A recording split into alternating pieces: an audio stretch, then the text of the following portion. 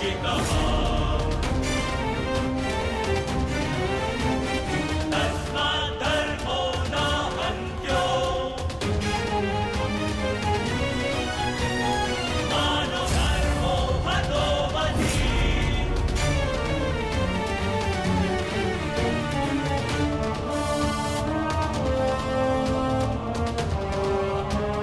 धर्मदेव हतो हन्ति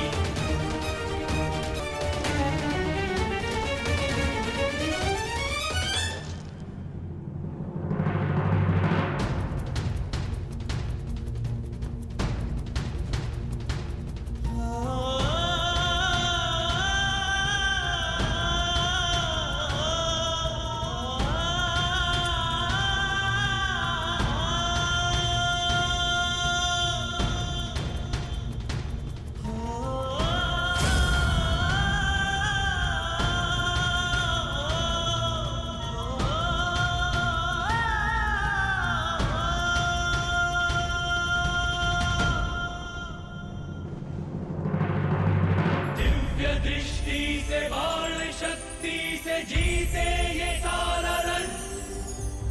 शांत चित्त धरे आत्मबल भरे जीते हर बाधा गण।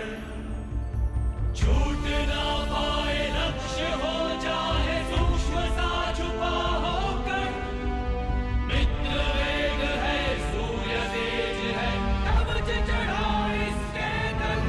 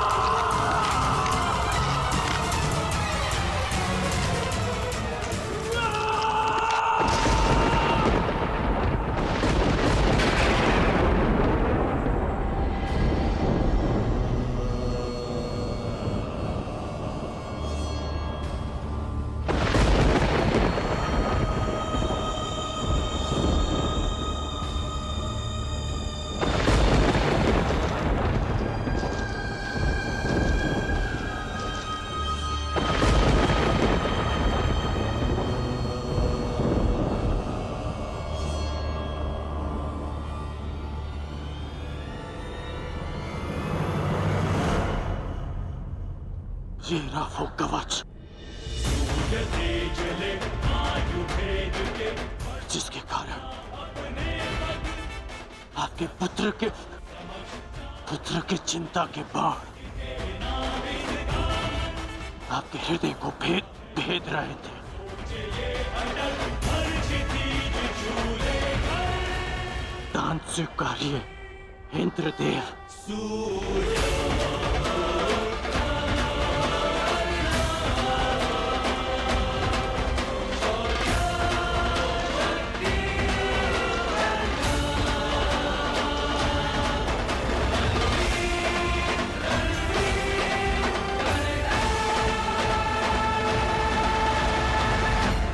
इस प्रकार नहीं इंद्रदेव,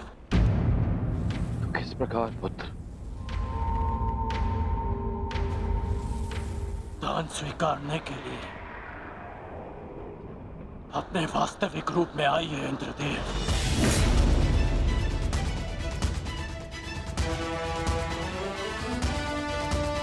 ये आपके पुत्र और विलक्षण योद्धा के सम्मान के लिए कह रहा हूं मैं। उस माता के सम्मान के लिए कह रहा हूं जिसने अर्जुन जैसे योद्धा को जन्म दिया। दान में पुण्य का फल होता है। इसे जल का भाग मत बनाइए।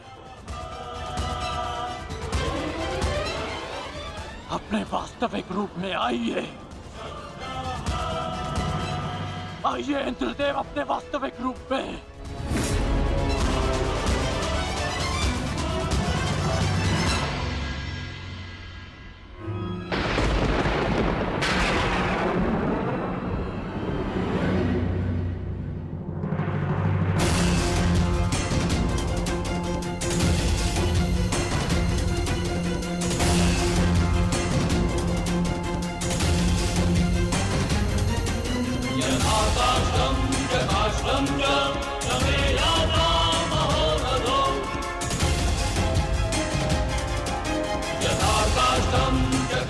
कवच ग्रहण कीजिए इंद्रदेव।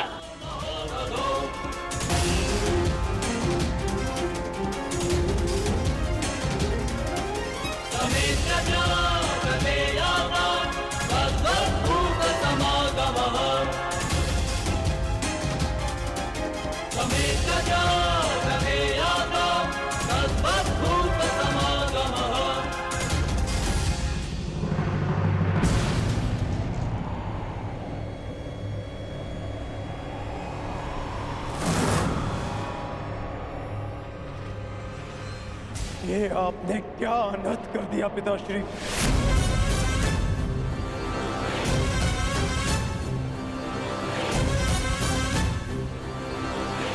क्यों?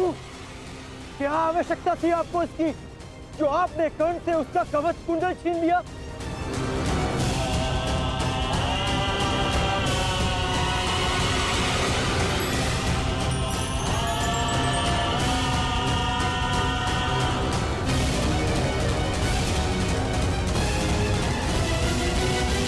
मैंने तो केवल नियति के न्याय का पालन किया, एक पिता धर्म का पालन किया है।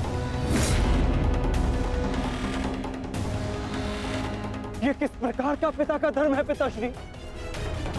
पिता का धर्म होता है अपनी संतान में आत्मविश्वास जगाना, परंतु आप अपनी संतान की शक्ति पर विश्वास ना करके कौन सा पिता का धर्म निभा रहे हैं? बताइए मुझे पिताश्री।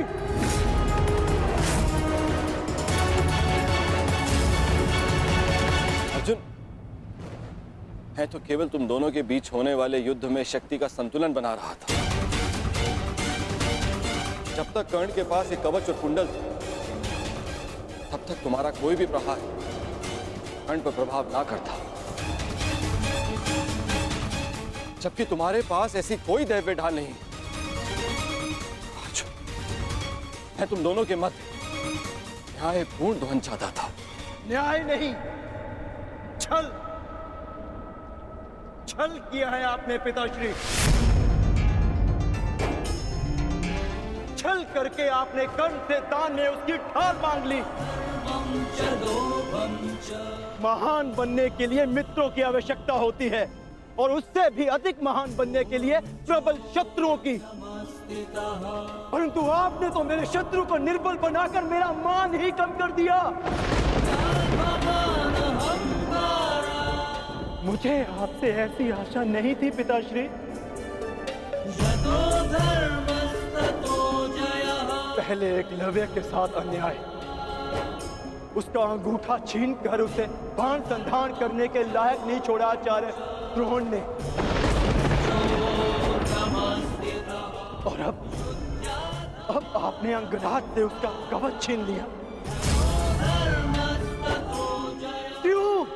क्या आपको आपको मेरी शक्ति पर इतना भी विश्वास नहीं था जो आपने इतना बड़ा छल किया पिताश्री।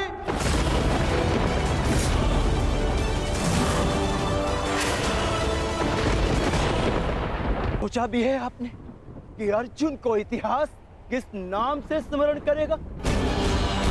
कि उसने उन योद्धाओं को परास्त किया जो उससे कम शक्तिशाली थे, कि समान कौशल रखने वालों के साथ छल किया उसने। मैंने इस महायुद्ध में कर्ण को परास्त करने का वचन दिया था, परंतु मेरे लिए मेरी सबसे बड़ी विजय को आपने छल से रचा हुआ प्रारब्ध बना दिया पिताश्री। और यदि अब मुझे विजय मिली तो भी उसे आपका छल गिना जाएगा, मेरी कुशलता नहीं। प्रारब्ध क्या है उसे कोई नहीं जानता अर्जुन। मुझसे मेरे कवच को छीना है, परंतु मेरे कौशल को नहीं। ना मैं धनुष उठाना भूला हूं, ना बाण संधान करना।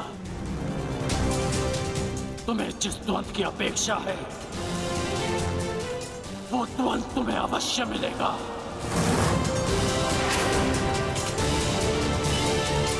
स्मरण रखिएगा पिताश्री, ना मैं कभी इस छल के बोझ से मुक्त हो पाऊंगा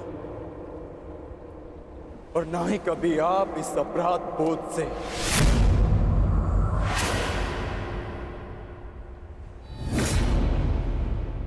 तुमने सत्य कहा पुत्र अर्जुन। ये जानते हुए भी कि मैं कौन, मेरी मंशा क्या है, किस अपेक्षा से यहां आया हूं, कर्ण ने मुझे अपने कवच और कुंडल दान कर दिए। इस दान से तुमने आत्मविश्वास का एक अद्भुत उदाहरण, एक महान परिभाषा प्रस्तुत की है। मैं देवराज ये घोषणा करता हूं, तुम्हारा ये बलिदान इस युद्ध का सबसे महान, सबसे उच्च बलिदान सिद्ध होगा। समस्त संसार में तुम महादानवीर कर्ण के नाम से प्रसिद्ध होगे।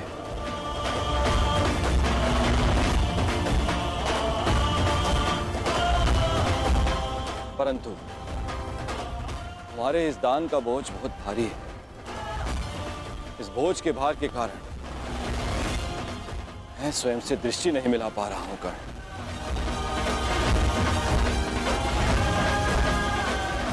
इसे हल्का कर दो कर्ण। और अब मैं तुम्हें वो अस्त्र देना चाहता हूं जो समस्त संसार में किसी भी प्रकार की ढाल को वेध सके।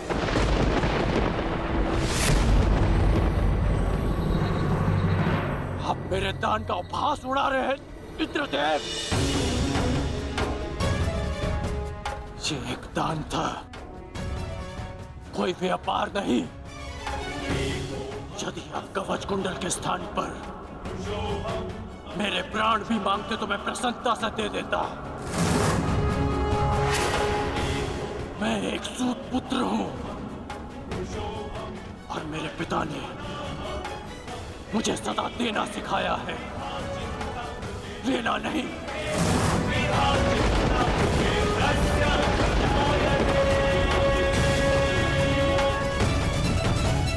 मैंने अपने दान देने का वचन पूर्ण किया, मेरे लिए यही पर्याप्त है। मुझे आपसे कुछ नहीं चाहिए। यदि तुमने मुझसे कुछ नहीं मांगा तो देवराज होने के नाते इस सृष्टि में मैं अपना सम्मान खो बैठूं। यदि मैंने तुम्हें कुछ नहीं दिया तो मैं स्वयं को कभी क्षमा ना कर पाऊंगा। मैंने दान के रूप में तुमसे तुम्हारी ढाल छीन ली। मांगो, मांगो जो वरदान मांगना है मुझसे।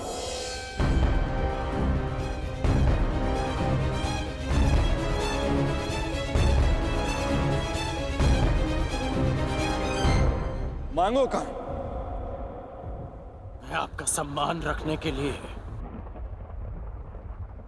ये अस्त्र स्वीकार करता हूं जो किसी भी ढाल को भेद सके, जिसे जब भी मैं अपने शत्रु का नाम लेके प्रयोग करूं तो उसका अंत निश्चित हो।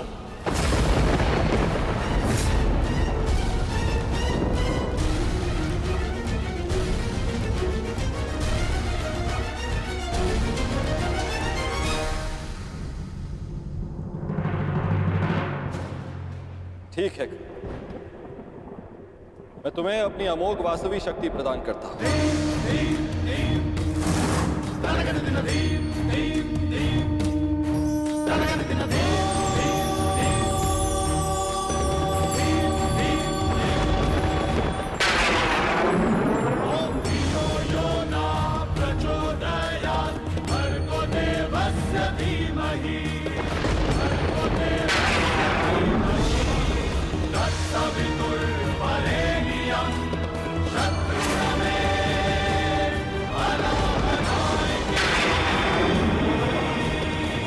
इस शक्ति को जिसका नाम लेकर संधान करोगे वो अवश्य मृत्यु को प्राप्त होगा, किंतु स्मरण रहे इस शक्ति का प्रयोग तुम केवल एक ही बार कर पाओगे, मेरा मान रखने के लिए। तुम्हारा धन्यवाद है दानवीर कर्ण।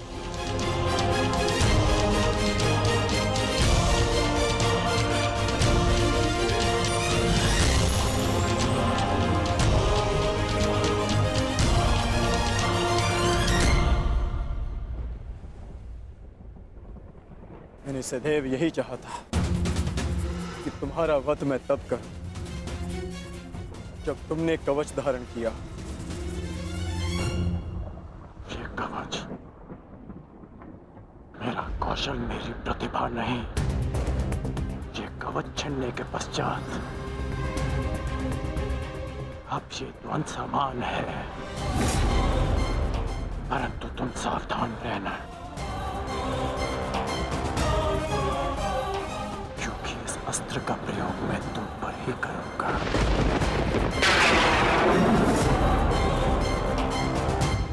मैं उस द्वंद की प्रतीक्षा करूंगा।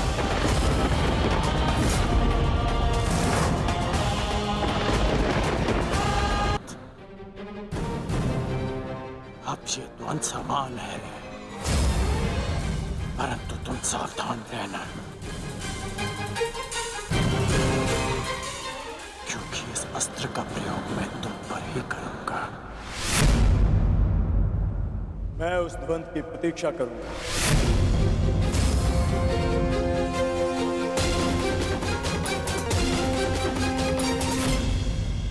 आपका मत उचित था माता। आज मैंने भी स्वीकार लिया कि कर्ण से बड़ा दानवीर कोई नहीं।